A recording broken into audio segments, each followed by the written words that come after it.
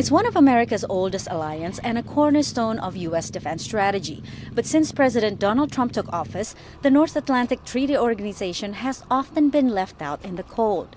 NATO is commemorating its 70th birthday in Washington in a relatively subdued manner. Secretary General Jens Stoltenberg at the White House Tuesday appeared to disarm Trump's criticisms by praising him for pushing other countries to spend more on defense. NATO is a strong alliance. We have increased the readiness of forces. We have stepped up in our joint fight against terrorism, and we are investing more.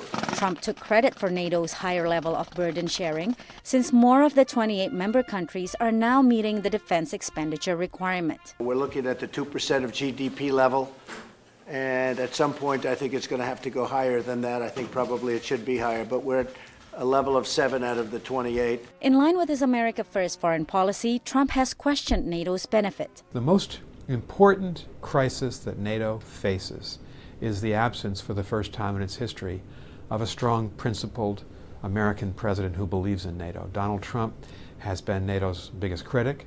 American and European leaders have disagreed over the Iran nuclear deal and nuclear arms pact with Russia.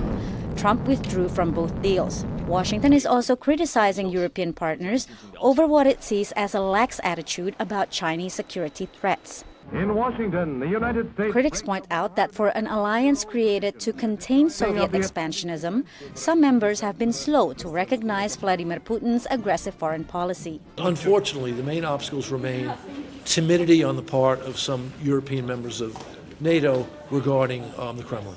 Although Stoltenberg dismissed concerns about NATO-U.S. relations, this year's annual meetings have been downgraded to a gathering of foreign ministers instead of leaders, to avert the risk of further verbal attacks from the American president. Patsy, Widakuswara, VOA News at the White House.